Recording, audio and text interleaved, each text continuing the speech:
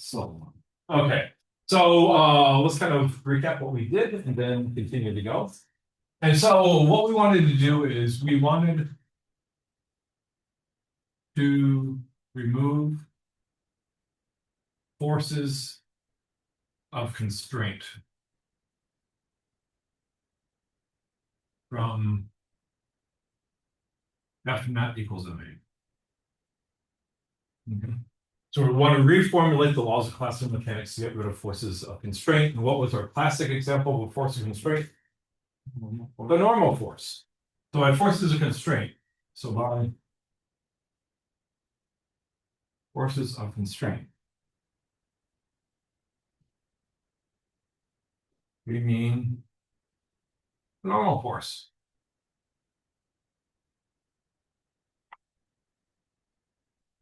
Because we took the case of we had like a weird plane like this, and you can imagine some object going down the plane. That normal force keeps on changing direction, and so we want to get rid of it. And so we had the idea of a virtual displacement. So we defined a virtual displacement.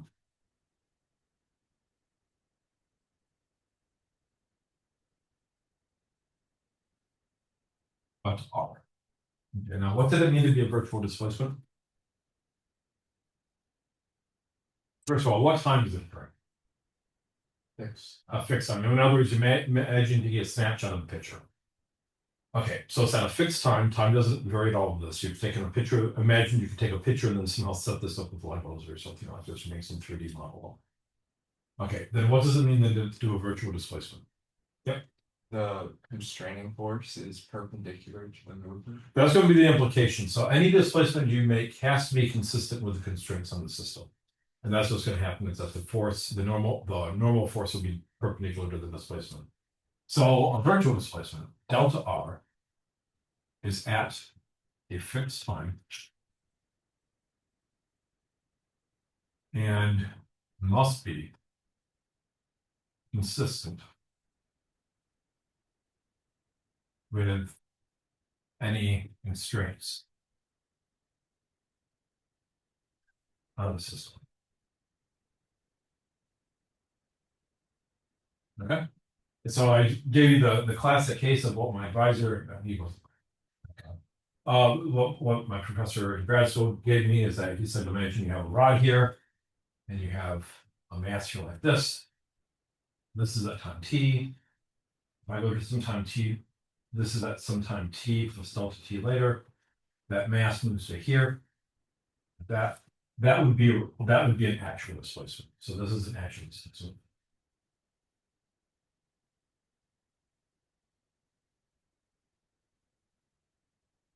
If I look at the normal force here, here's my normal force. That normal force is not perpendicular to the displacement. You do a virtual displacement. This is at t, and this is going to be fixed. Here's my mass. Here's my normal force. Any motion consistent with constraints is that this mass must move on the rod. So anything like that would be, I can move it like this. That would be a delta R. Move it here. I can move it this way here. That would be a delta R. Either of these here would be consistent with the constraint. What happens here is that your n is perpendicular to this. That makes sense? So what we're going to do, we're going to look at virtual work, and so when we look at actual work, actual work is going to be this F dot dr, dw. So virtual work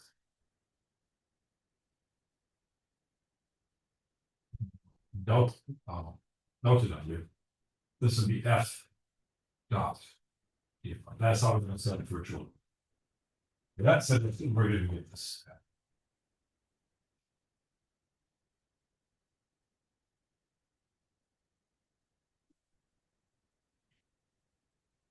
So we have F net on the particle I equals, and I'm going to write this as pi dot. That's right. This is just nothing but m by ai. Right there. And I could then dot both sides into the virtual displacement of this fellow.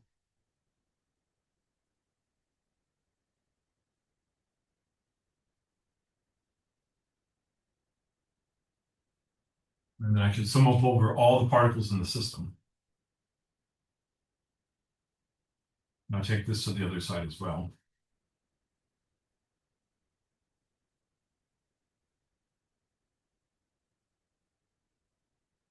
Was anyone in here in the advanced lab class? Okay, you too. Okay, the test that we have in classical mechanics is on Thursday. Do not miss Professor Kirtland's advanced lab class. He was not happy that some people had missed it for the optics exam. So please do, because I incur the wrath. Okay, please do not miss the exam. Okay.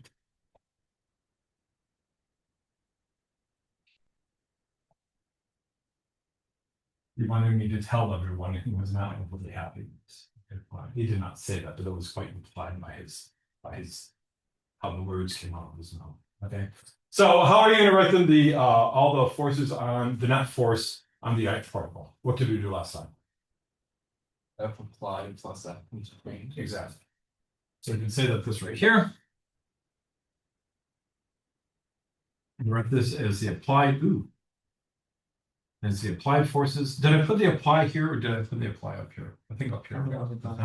Not that it matters. Here. And the ith particle plus our force constraint on the ith particle. Here. Like that. And I'm going to what did we then say? We said that this dotted with that is going to be 0. So we know that that if you look at all these constraint forces, if you dot them into the virtual displacement, this is going to be 0. And what that gives us is the following.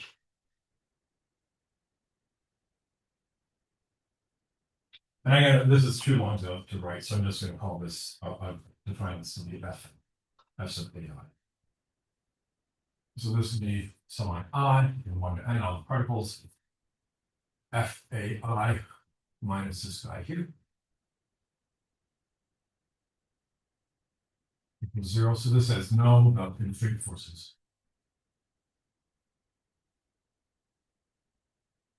Have been. This is Dollar's principle.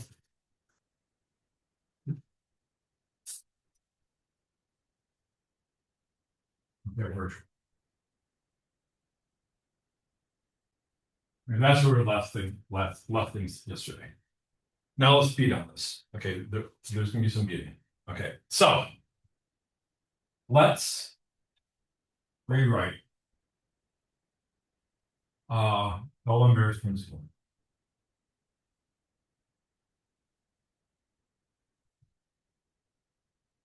Okay, for virtual work. In terms of the generalized coordinates.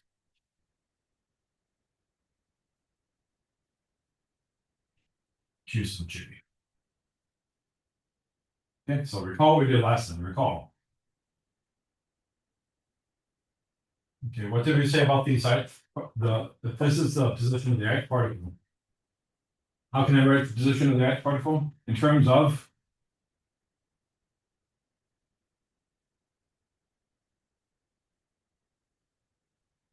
All the Q's and the P. yeah, so I could write this as a function of Q1, Q2, all the Q's up to we were using M for the okay, M. So I have M generalized coordinates and possibly T.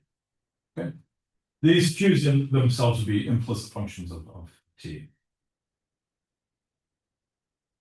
The Q's are implicit functions. T. Okay. So that's what we could have here. So what I want to do is rewrite this in terms of that. So let's figure out what to do.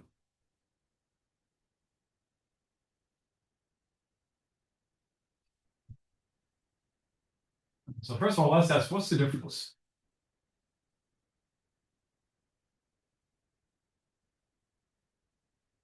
between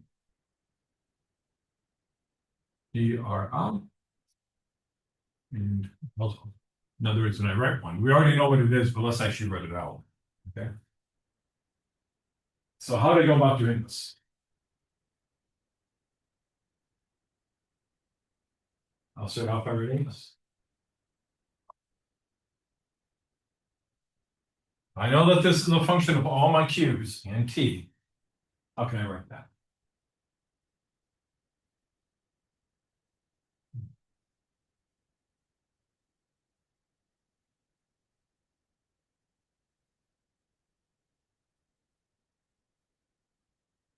One of the most important things you learn in Calc 3.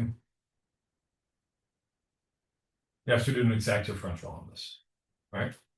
So what is this going to be? This is going to be the partial of Ri with respect to Q1, okay, dQ1, right?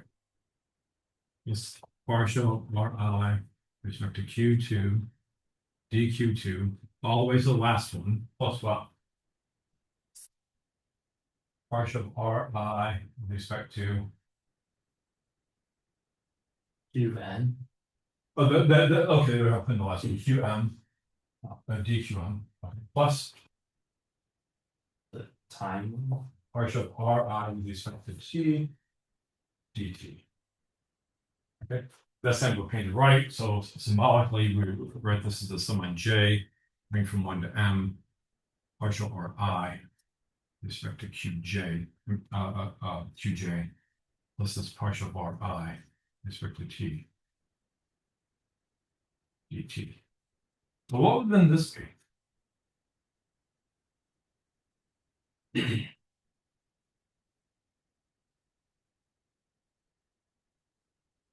Oh, yell at me. What did I forget in this term?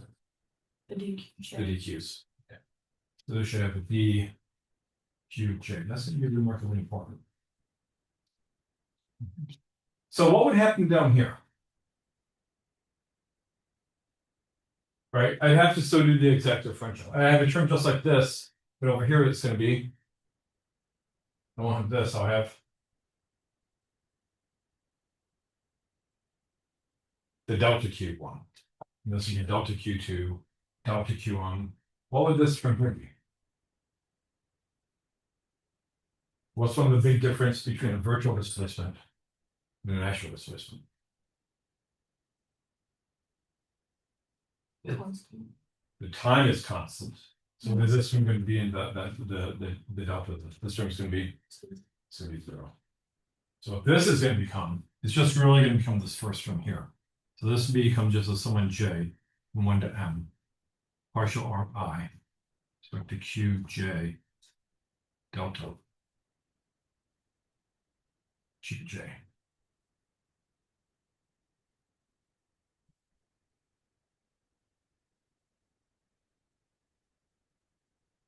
That makes sense?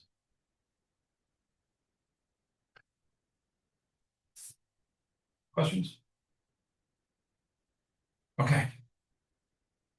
So let's take this and put it into here.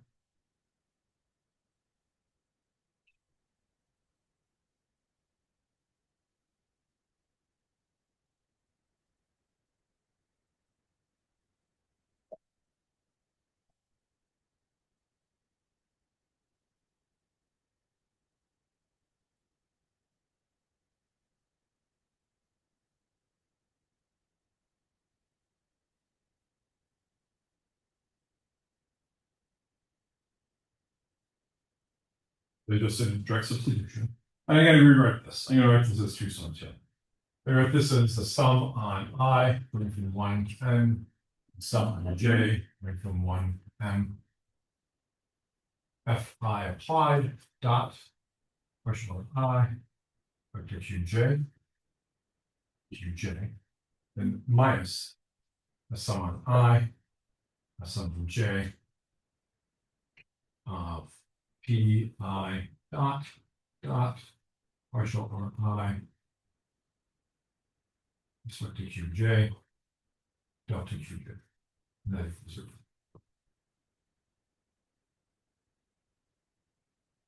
Okay.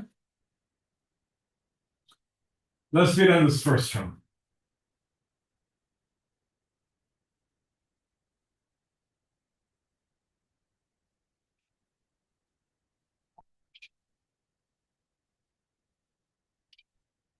And so look at the first one.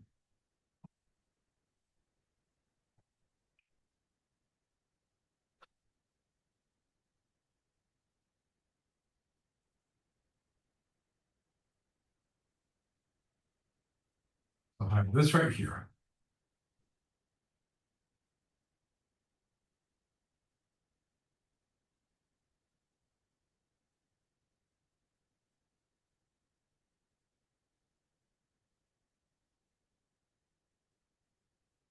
Okay, I'm gonna actually move the sum on I in here first. So I'm gonna write this as, I'm gonna pull out the sum on J there. Then I'm gonna have this term here, sum on I.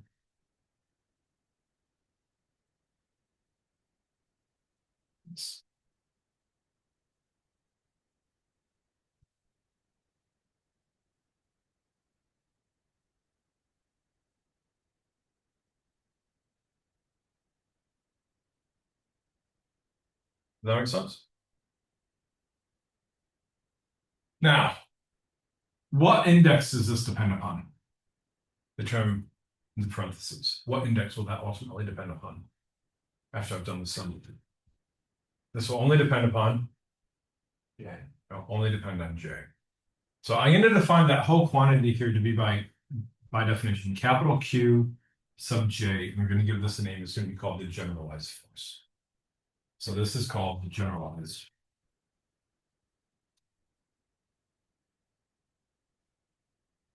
force. Okay. It's only going to be a function of the when I'm done, it's only going to be a function of the Q's. So this is that whole term here becomes this guy here.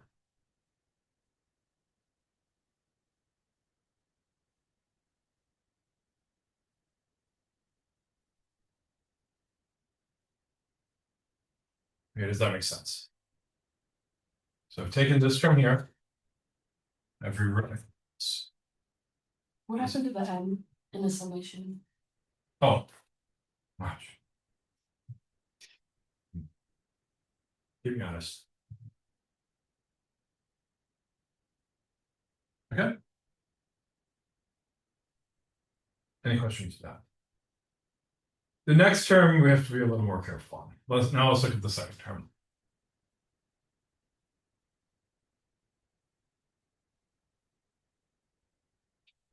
So now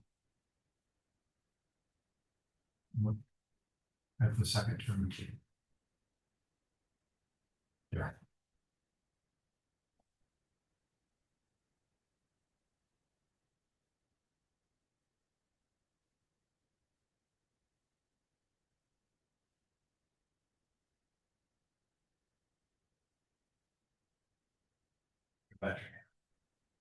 Okay, now it's not this. I don't know who came up with this proof for it. This would have not been obvious to me at all. We're going to look at the time derivative of a weird quantity.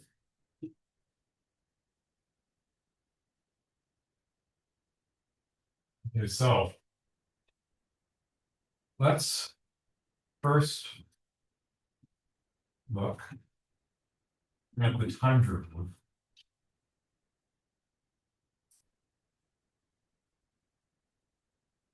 of PI dot partial RI respect to QJ. You can say, how on earth would you even know to look at the time derivative of that? And that's a great question. Excellent question. Somebody really smart, not me, came up with this idea. Okay, so I want to take the time derivative. So let's look at the time derivative of this and then see what it means. It's not the time derivative.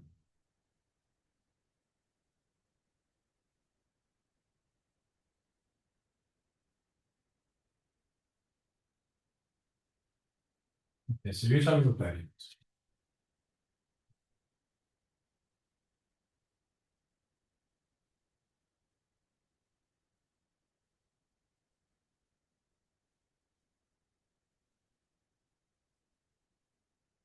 The PI dot PI dot started into this partial RI. respect to QJ. I agree. plus PI Plus BI times the dotted dotted with the time derivative. the time derivative of this guy here. Okay, so we can start seeing a little bit why we're doing this, because what is this piece here? This piece here is gonna be that piece here. So that's the reason why I'm gonna do it. And then I'm gonna write this in a weird way. And I'm gonna write this in a weird way. We don't know what that. Okay, let's get on this piece over here first. Now look at this piece over here. I can actually take this partial with respect to QJ and exchange it with the time period. So I can rewrite this as partial with respect to QJ. DRI dt. Does DRI dt have a name? Am I still? I'm not blurry. This is good. This DRI dt equals.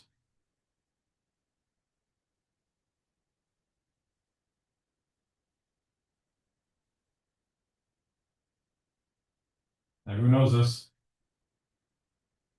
Since you're included in this set of everyone, okay? You will then proceed to tell me what this is. This is nothing but, friend, velocity of the active particle. So this side here is going to be then the partial of with respect to QJ of VI. That makes sense. Okay, let's look at this piece over here. Well, let's rewrite that first. So if I put that in here, what do I get?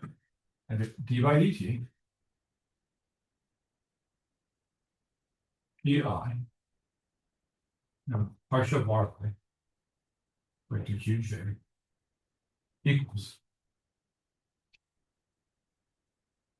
pi dot partial of RI with respect to QJ plus pi dot partial of VI with respect to QJ. Does that make sense? Now, okay, this term can be rewritten as partial of VI with respect to QJ dot. Okay, what on earth, first of all, is QJ dot? I'm going to prove that statement, but just in terms of words, what do we call the QJs? The QJs are the Coordinate what kind of coordinates? generalized. Generalized coordinates. So this is now the dot of them. So this would be the generalized velocities. Okay, so this guy here, this QJ dot is this guy. These are the generalized velocities. Okay, now let's do a proof of that statement. Proof. Your Calc 3 is going to get really, really good in this class. Okay? We know that this RI is a function of, all the Q's. I just call this QJ and T. This is a collective notation for all the Q's. Okay? So you tell me.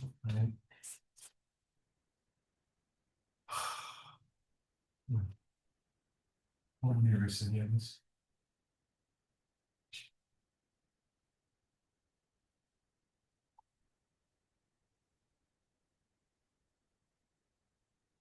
You tell me what that is going to be.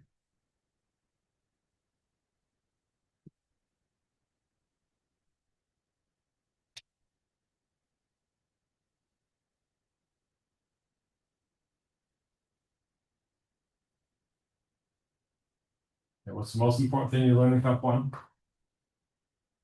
chain rule. Okay. You go to cut 3, extend the chain rule, right, to the exact differential. So what do you have? Sum on j, going from 1 to n, partial ri with respect to qj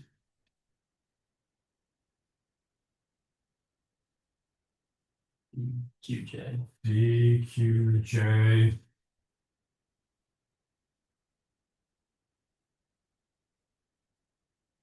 t.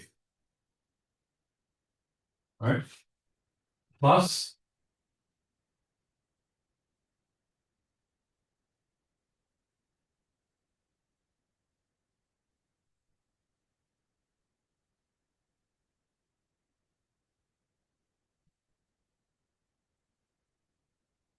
partial I respect to t. Excellent. That's correct. Good job. Okay. Are you happy with that? Good. Okay. Does this have a name? VI. This is the same thing, saying VI equals the sum of j from 1 to n, partial Ri with respect to Qj. And this nothing is but my buddy Qj dot.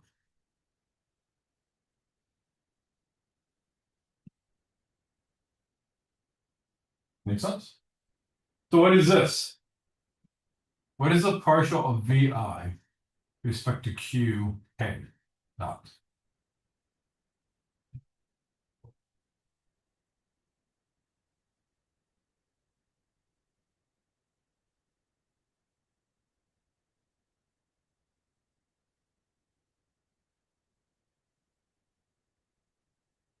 And what do we know about this piece here? The Ri only depends on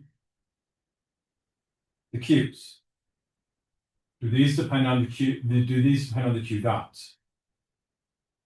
No, these do not depend on the Q dots. So this partial here is going to act only on this guy here. That makes sense? And this will become a sum on j from 1 to n, partial Ri with respect to Qj, partial Qj dot with respect to Q dot. What is this from here going to be? This will also then be 0. There won't be any dependence on that. So we have that. Now what is this guy right here?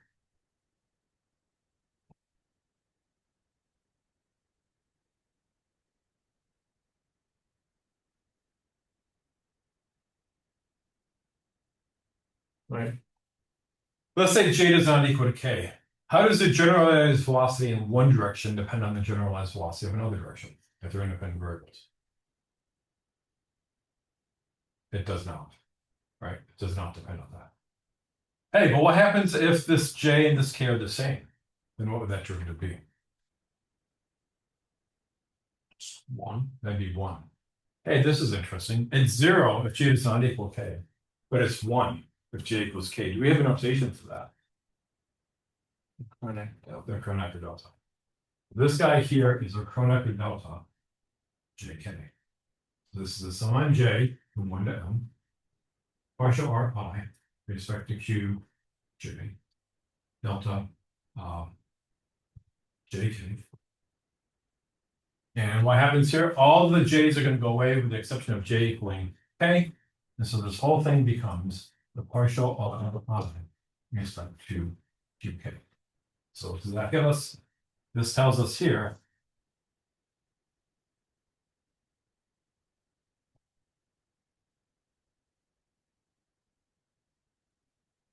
as you get that. Okay, what's the dumb way to remember that? That this isn't the proof. What's the dumb way to remember this? What could you think about doing to the RI and the Q and the QT there? Just like time, taking time derivative. Exactly. I can think about if I take the time derivative of this and this at the same time, and I really get this guy. Okay, that's not the proof. That's the dumb way. Okay, so what does that mean? That means I get to put this all back. So if you put that in here, we get the following. Look at this.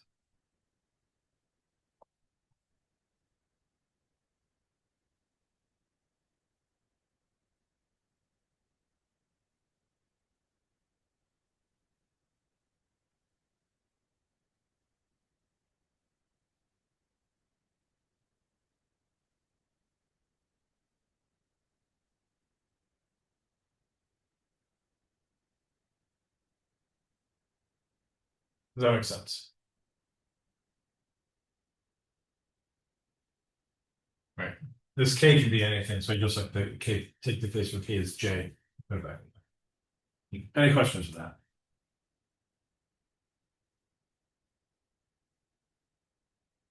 Okay. We're almost there. L's almost over. So what is this guy here? Look at either PI partial VI respect to QJ dot or PI partial R, I'm sorry, partial of VI respect to QJ. Which one do you want to look at? It's gonna be the similar. Pick one. Want a dot? Did you know a dot? We can get the same argument back. Dot. Dot. Okay, let's look at this guy over here.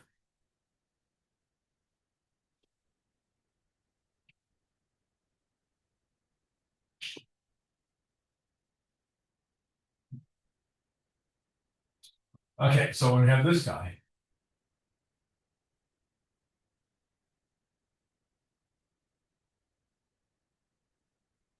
What is this guy here? This is really going to be M I V I partial V I back to Q J dot equals. Okay, how can I do dot product?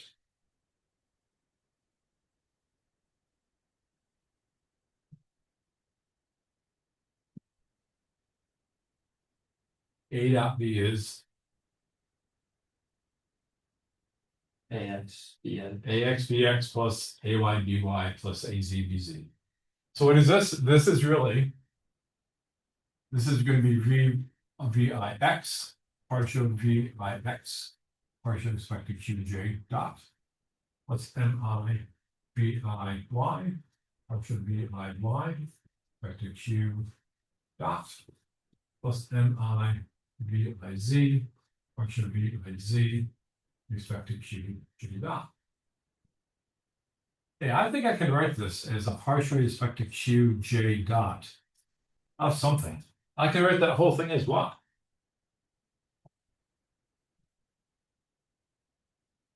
Let's look at this term. What would I have to differentiate to give myself this term here? With respect to QI dot. What term if I had it here, if I took this derivative, give me that piece here? And you've seen this in optics.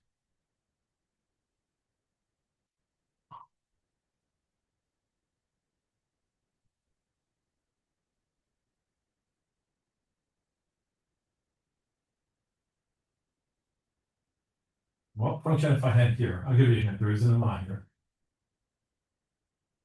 I differentiate this term here, it's going to give me this first piece.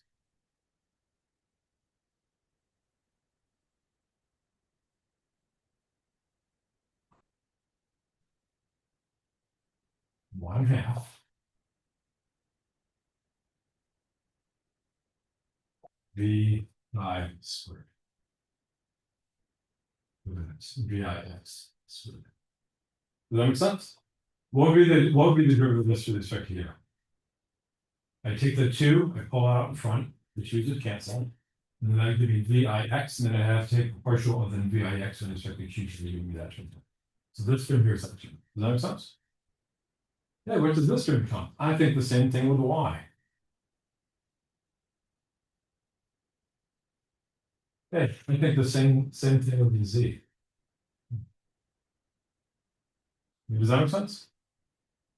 And what does this give me? This gives me the partial respect to Q J dot is 1/2 MI VIX squared plus VIY squared plus VIZ squared. Does this have a name? VIX squared plus VIY squared plus VIZ squared.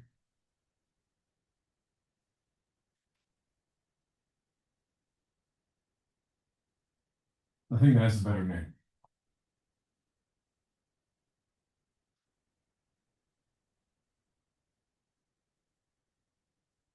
velocity Square. where, not really confident, but let's say, okay, this is your velocity squared, but this is your VI squared. Right? Remember, what is VI squared? VI squared is really VI, I guess I should change my notation, should I? This is VI squared, which is really VI vector dot VI vector, right? That's what that means. Right? VI vector dot VI vector exists right here, and that's just really nothing but a VI squared. That makes sense? So what happens here? That whole term occurs.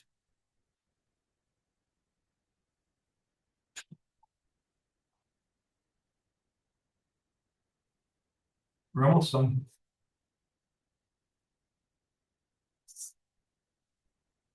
The whole term here is the same thing as a partial with respect to Q J dot of 1/2 MO VI squared. Does that make sense? Okay, likewise.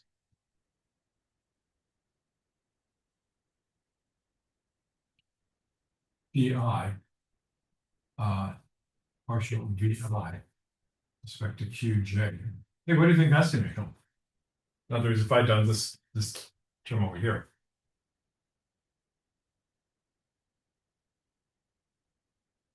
The same thing, but with out the dot. Exactly. There's no variation here. It's just given them the partial of QJ of 1/2 MI VI squared. This. So our expression is what? Our expression is this. We end up with really d by dt partial 1/2 MI VI squared vector QJ dot equals PI dot partial RI vector QJ plus partial with respect to QJ 1/2 MI VI squared. Does that make sense?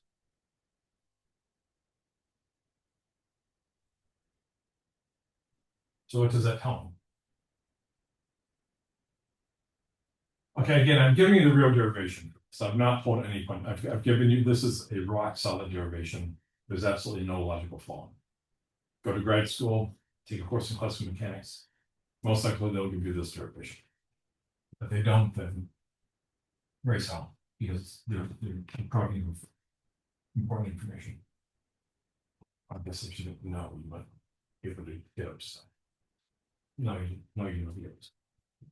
Okay, so there's all that term here, which is what the piece we wanted.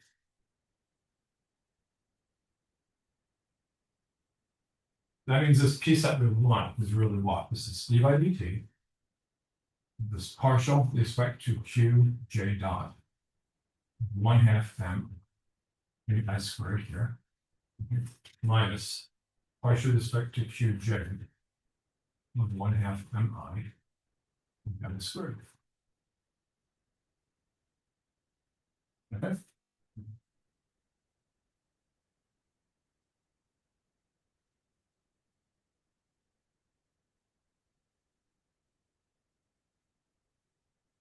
Are you good with that?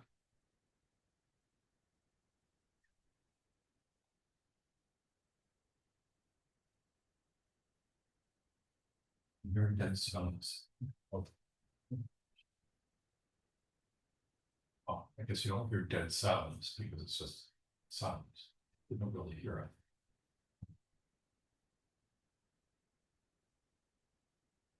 It's like, I guess I'm really bothered about if the universe didn't exist, would you still have numbers? I guess that really bothers me. I mean, do numbers just refer to like things? Is like 2 only the fact that you have like 2 markers, 3 markers? Do numbers only correspond to the fact that you have certain numbers of things? Or do they have an entity by themselves? I guess I think more about that than I really should. I mean, that actually bothers me. I don't know how to answer that question. So you'd say, how's this connected? Because I mentioned, I'm only hearing sounds, but I'm not hearing, I'm really hearing sounds. Okay, so what are we doing with this? I don't really know. So we have this expression here. So if we put it all back, what do we have? So put this expression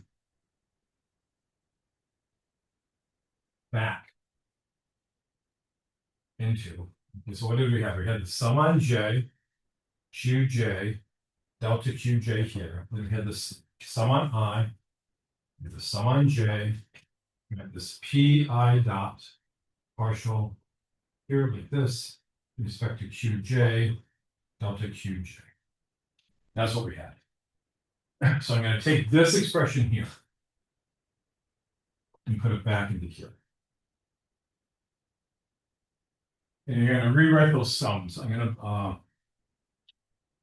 no, let's put it in there and I'll show you what we're doing with the sums.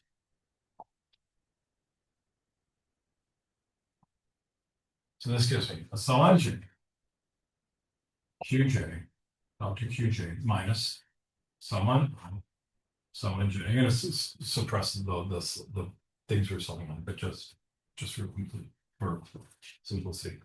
That gives me this.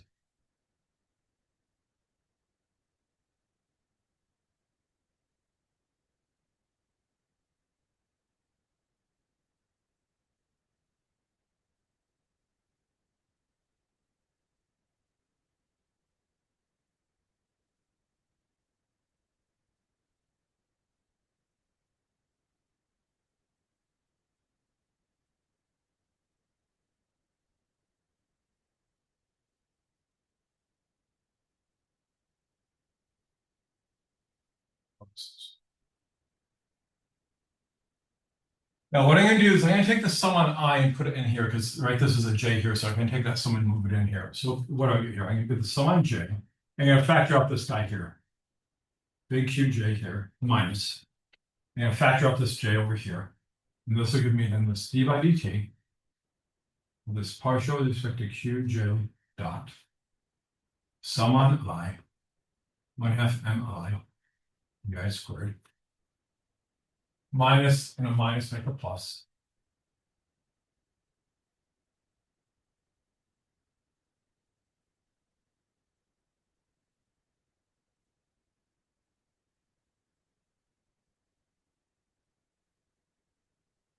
And big bracket delta Q equaling 0. Does this have a name? These two things here? Kinetic energy for the system. The total kinetic energy for the system. So this is nothing but T.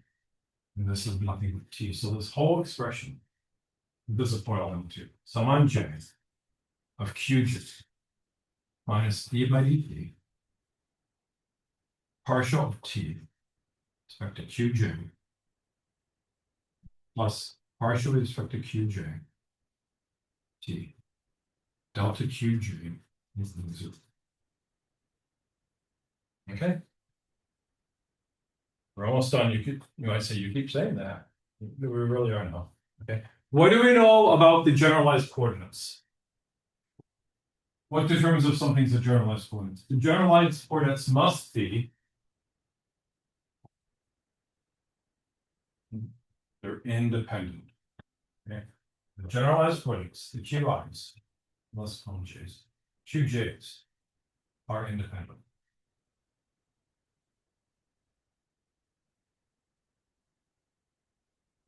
So what does that mean? That means that if I vary one, it doesn't affect the others because they're independent coordinates. Does that make sense? So what does this mean here? This means that I can vary any of the QJs as much as I want. It doesn't matter what happens. And that quantity here, that sum is always equal to 0.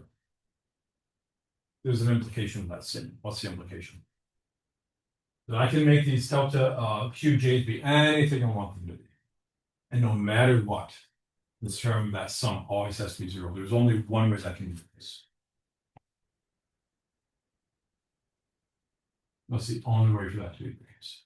Because again, these delta QJs don't depend on each other. They're all independent. There we go. What do you know if that term in the bracket?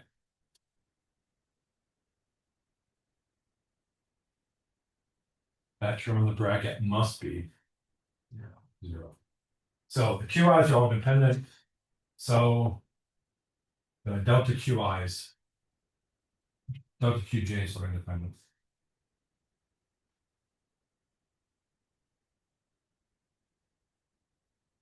Therefore, that bracket must be 0. So therefore, what that means here is I get that this QJ minus d by dt partial t with respect to QJ dot here. This is partial t with respect to QJ equals 0. Now I'm going to write this, I'm going to write this in a certain fashion. I'm going to write this as d by dt partial t with respect to QJ dot. Okay, is going to equal, well, partial t with respect to QJ. It's QJ. Now the advantage of the proof I just showed you that is this equation. The way this is normally derived, you do not get this equation. The problem about getting this equation is that this is the only way you can actually extend this to E and M. So I'm actually going to end up with a Lagrangian for E and M. And the only way you can get that Lagrangian from E and M is through, okay. Being married to a mathematician, I don't not use the word always. Okay. Okay, I believe. Okay. I'm fairly certain that the only way you can come up with a Lagrangian for E and M is that equation. And what we'll do next time, we'll do this tomorrow.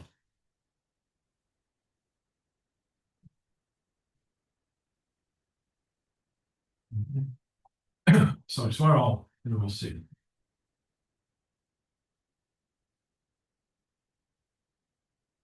That in very general conditions, what we're going to end up with is this.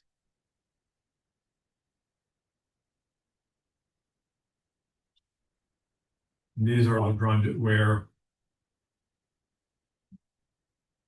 L equals T minus V.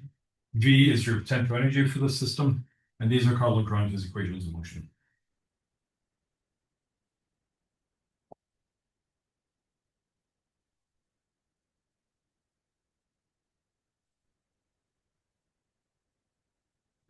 We're going to put a restriction on the Q's, which won't be the case when we do E and M. In E and M, we're going to have to put a different restriction on the Q's. We put a restriction on the Q, and under that restriction, we end up with this. And these are one of the main equations in physics. When you're doing advanced physics work, this is way to it. Okay. So our exam is on Thursday. And what will none of you do on Thursday? For those of you in the advanced lab, you will not skip the advanced lab to take my test. Okay. Because I don't want to incur the wrath of Kirtland. Okay. I already heard it once from juniors skipping out, but I don't want to hear it again. Okay. Do not skip again. When class comes, if you're taking my exam, go to advanced lab. You're done with the advanced lab, come back. The exam will still be there. Do not skip the class. Okay. I will physically remove you from the exam and put you, and I will personally seat you in the advanced lab. Okay. Questions? Okay, so we're going to do that, do some examples. We're going to come back to this equation here because I want to show you how you put an E in it. Because what we're going to do, we're going to make a kind of a, we're going to assume a really bizarre form for this that looks completely stupid. You think, well, that would never occur. And it doesn't, with the exception of the M. And that's actually limited because it'll actually should be exactly that. And that'll give us a little confidence for that'll become important if you want to do quantum electrodynamics. You need that expression. Otherwise, you can't really understand quantum electrodynamics. Okay, have a good day.